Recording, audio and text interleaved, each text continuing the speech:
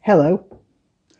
What is it about the left, about being a socialist, about caring for the poor and the oppressed that makes people so vicious, nasty, and without soul?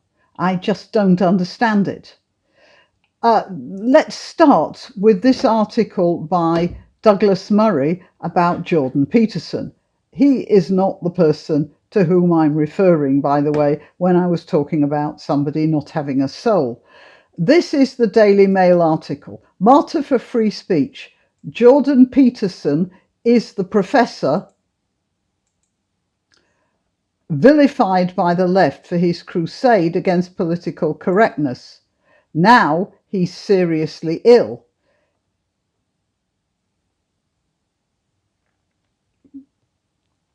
In a dramatic video published on YouTube last week, a woman looked to the camera and delivered a deeply personal announcement. She revealed that her father, Jordan Peterson, the famous professor against political correctness, was in intensive care in Russia after being hospitalized following a severe dependence on benzodiazepines,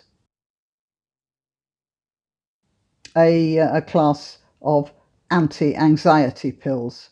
He nearly died several times, she says solemnly in the clip. Oh, what happened there? In the clip that has been viewed more than 2.4 million times.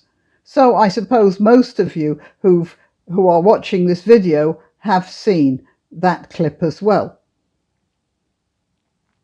But some of you may not. He almost died from what the medical system did to him in the West. Explaining why he was in Russia, not exactly a free society, Michaela Peterson says, the doctors here, so I'm assuming she is in Russia with her father, aren't influenced by the pharmaceutical companies. They don't believe in treating symptoms caused by medications, by adding in more medications, and they have the guts to medically detox someone from benzodiazepines. There is some worry that Professor Peterson's health has been permanently damaged, by the way. Now, this is a tragedy. Just imagine the sort of stress that Professor Peterson was under. Now, interestingly enough, I saw, years ago now, I saw some of his lectures online. And watching him, I thought, this is a man who could have a nervous breakdown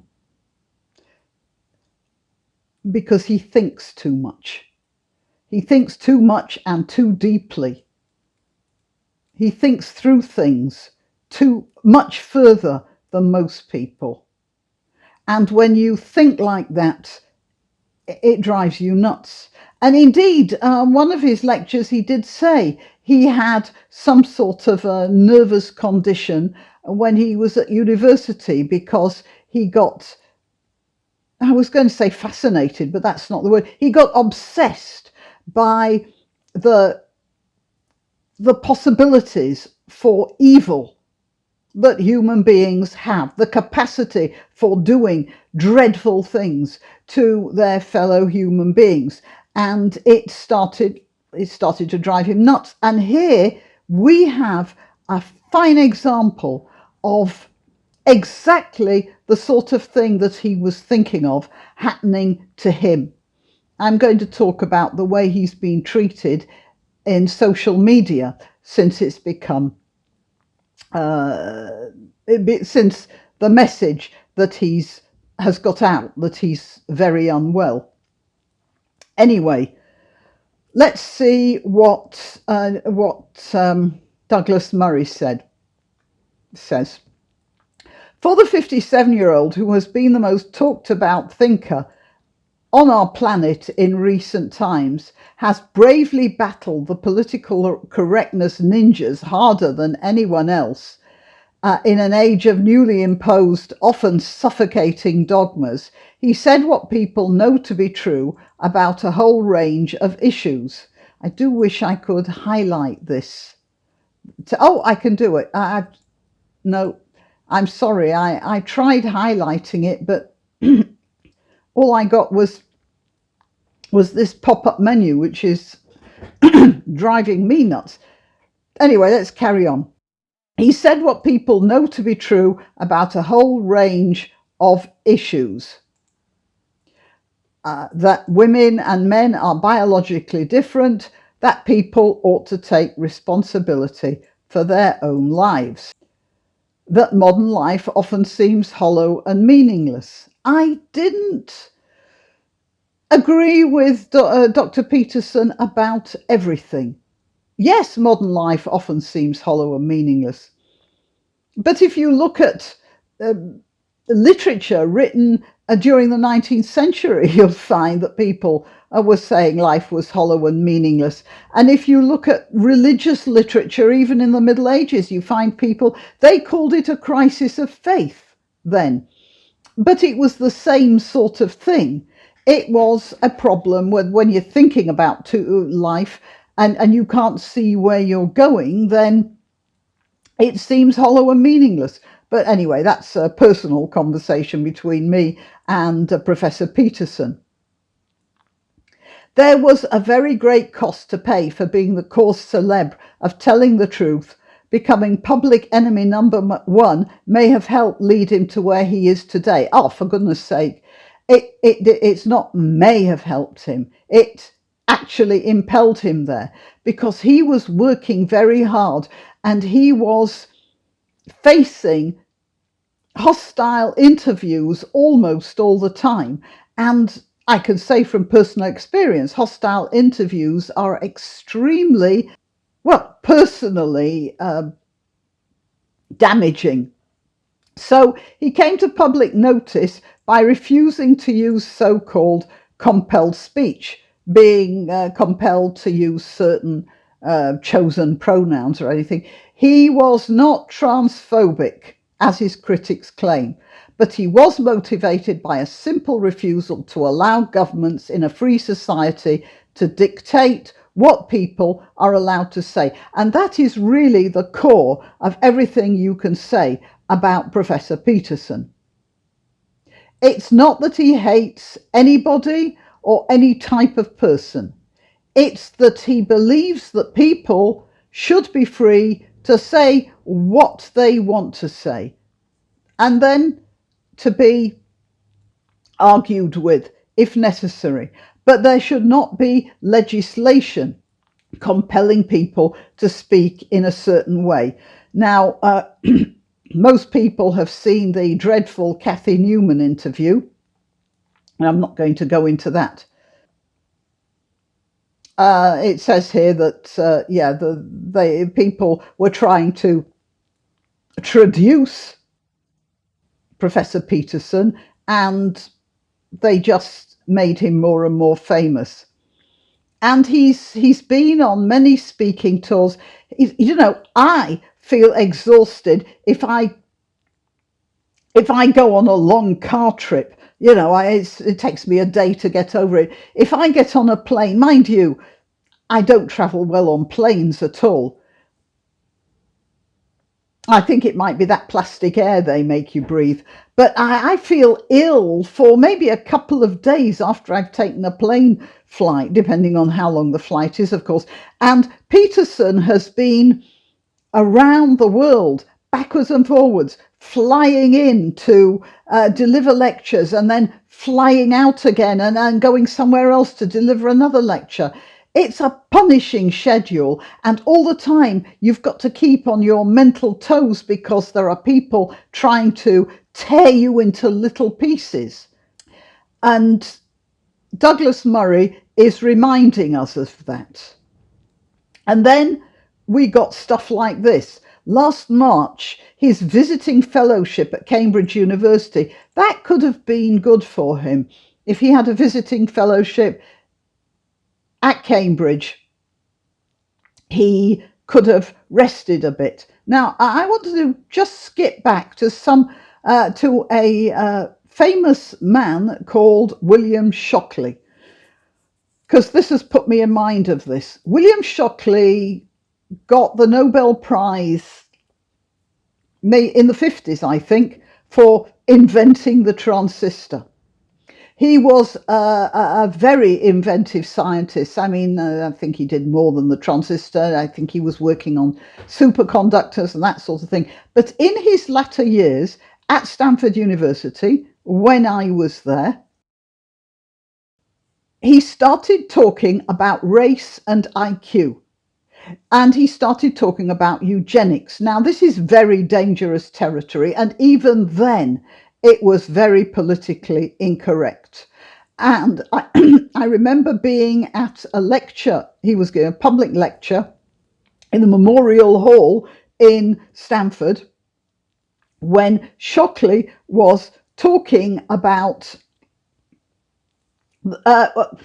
Huntington's disease. Basically, Huntington's is a degenerative neurological condition which has an onset sometime in middle age, and I think it takes about 10 years to kill you. And your muscles and your brain, it starts in the brain, I think, but everything just sort of disintegrates. Now, he was using that as an example of a situation where people should not have children. It's irresponsible to have children if you were a carrier of Huntington's disease. And you can make an argument for that. However, he was also talking about the fact that maybe black people don't perform so well on IQ tests, and so they should be discouraged from having children, to go in for sterilization. That is a very bad territory.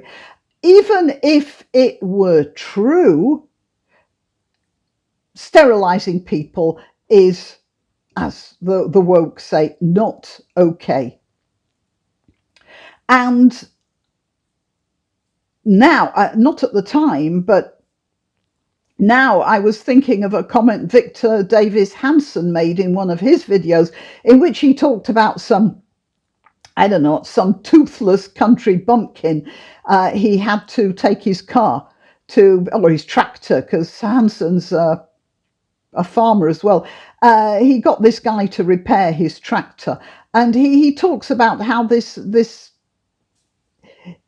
I think you'd call him a redneck in America. This country bumpkin just opened up the engine cover and just repaired the engine with a skill and a fluidity and a knowledge that Hanson said was a thing of beauty to watch. And this guy couldn't have passed most intelligence tests, and yet Hanson said most of his colleagues in Stanford wouldn't have even known how. It was something like wouldn't have even known how to take the cover off the engine, let alone repair it. So, sorry, I got sort of sidetracked there. Anyway, that was Shockley. But for all his really unacceptable ideas, Shockley was still at Stanford, and he was still walking around the campus unmolested.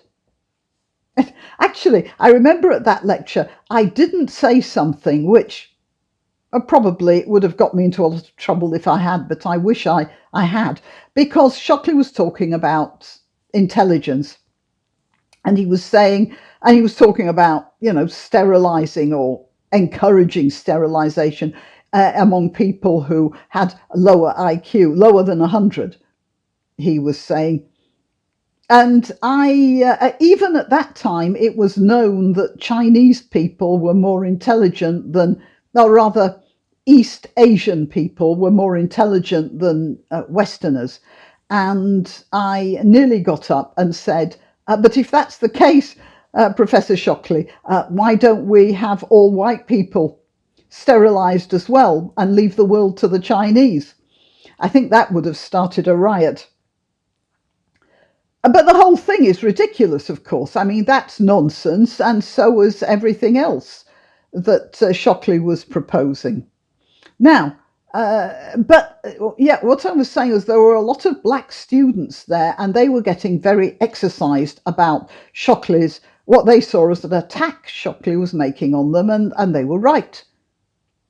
But it didn't seem to occur to any of them to abuse him physically. They shouted at him, they argued with him, all the rest of it. The atmosphere in the room was very tense. In the hall, it was very tense, but there was no violence. And as I said, Shockley continued at Stanford, making his controversial ideas public, and he could still walk across the campus with no serious threats. Now, contrast that with our so advanced society in which Jordan Peterson was offered a visiting fellowship at Cambridge University, and it was rescinded because the faculty and the students didn't want Peterson walking on their hallowed soil across the quad of Trinity College or whatever. That's a disgrace. Don't you think that that's a sign of serious trouble in our society, of a serious inability to consider logically? Anyway, this is another sign of serious problems. Let's see. This article was written by Suzanne Moore, and it appeared in The Guardian.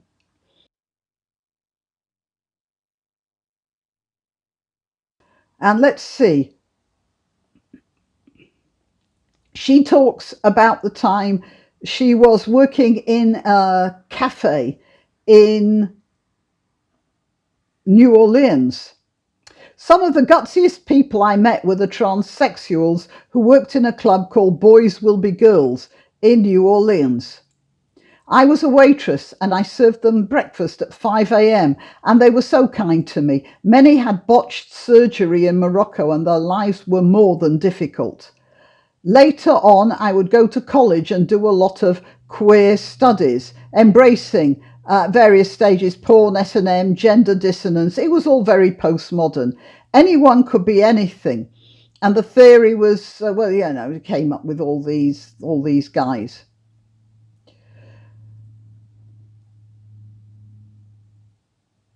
Others I knew had sex changes, or transitioning as it's now called. Mostly this seemed to be an obsession with secondary sexual characteristics. Peeing, sitting down if they'd been a man, wearing horrible lumberjack shirts and refusing to wash up if they'd been a woman. The radical fluidity of gender vaporized. Some trans people appeared to reinforce every gender stereotype going. Now, Suzanne Moore is very aware of the fact that this fashion for trans is actually pushing gender stereotypes which 10 years earlier were being laughed at as social constructs. To say this, though, is apparently controversial. This week, in an essay that originally appeared in Red, the Waterstones anthology by Kathy Galvin, reprinted in the New Statesman, about female anger, I used the throwaway line that the desired body for women is that of a Brazilian transsexual. Okay? A very lithe, boyish figure, she's saying, and she's right. For this, I have been attacked on Twitter for transphobia. I made it worse, well, why not, by saying that I don't like the word. I don't think that it adds to our understanding of the complex webs of hatred it invokes, but instead closes down discussion. The same with intersectionality, the new buzzword. Now, so you see here, Suzanne Moore, who writes for The Guardian, realised that there's a problem with the whole transsexual debate and this obsession society has with a minority in a minority, and a vocal, in many cases, and she didn't say this, but I do, if Jessica Yaniv is anything to go by, a mentally disturbed minority of a minority with a psychological problem. So she's explaining herself here. She feels she has to explain herself, and she's been given this platform in The Guardian to explain herself. What I was actually talking about was the way that women should be more angry about what is happening to us. Everything I wanted for my daughters and yours is being denied them. Well, I don't think so. Housing, free education, employment. I mean, this is just her attitude. I don't think it is. It makes me nauseous to see feckless Etonians kick single parents in the face. They don't. They don't. And what happens in socialism is that single parents just don't get the... Well, no, let's backtrack here. Her implication is that people in the Conservative Party boot the underprivileged single parents by refusing them benefits, and they might be more strict on that. And she's then, by implication, saying that socialists are better at giving handouts to people in trouble like that. What she is not taking into account is the fact that socialists may say they want to give these benefits, but they end up not doing it because there's always somebody further up the queue that they think has more need or more privilege, or they just run out of money. There's a famous little quote when the Conservative government came in 2010. One of the new Conservative ministers found a letter from his predecessor, a Labour minister, left on his desk, and the letter said, "There's no more money, good luck." All right. Okay, so Suzanne Moore knows about dogpiling. She knows that you can make a perfectly reasonable comment about something, you can open a discussion about something, and then it's taken up by the aggrieved crowd, and you're in trouble. And even though she knows about that,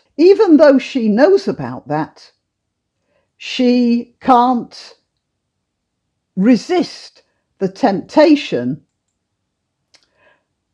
I'll go back to Douglas Murray's article, the temptation to get at Jordan Peterson. Because when the news came out about Jordan Peterson, she made the following comment. The Guardian journalist Suzanne Moore tweeted gleefully, "Hello, editor types. Jordan Peterson holed up in rehab in Russia." I'm not going to read that, but it's something quite crude. Let me do that story. Come on. She knows about the way the left grab at a part of a story that most of them know is not the truth and run with it. And yet she could tweet that. When you have a man who's under a punishing lecture schedule, is the sort of deep thinker who you could imagine would be very sensitive anyway, and whose wife was diagnosed last year with terminal cancer. That is a sign of somebody, Guardian journalist Suzanne Moore, who has no soul. Now, the even more interesting thing is this. She's back on the trans issue here, but is she writing this article in The Guardian. No, she is not. This article, "The Trans Rights Charter is another way for Labour to put women in their place," was published in The Telegraph. Now, I'm quite sure that Suzanne Moore would have in previous times have regarded being anything published in The Telegraph as being very much a step down from her woke righteousness in The Guardian. But here, this is not something that The Guardian would publish. She is criticising the Labour concentration on, as I said, a mentally disturbed subgroup of a subgroup of a minority group. And that's not going to get Labour votes.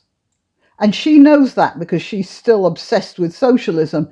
She also knows Labour doesn't have a chance.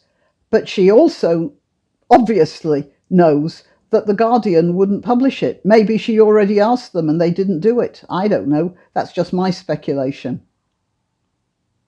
But here she comes right out with it. I'm well aware that Twitter is not the real world, but then nor is the Labour Party. Out of all the issues that might be bothering the leadership contenders, anti-Semitism, a reconnection with lost voters, a plausible response to Boris Johnson, and yeah, I'm in agreement with that. Instead, a bizarre set of pledges has been issued on trans rights.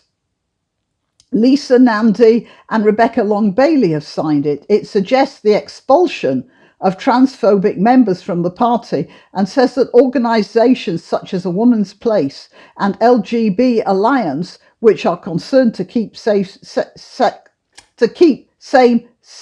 spaces for women, are hate groups that have to be fought.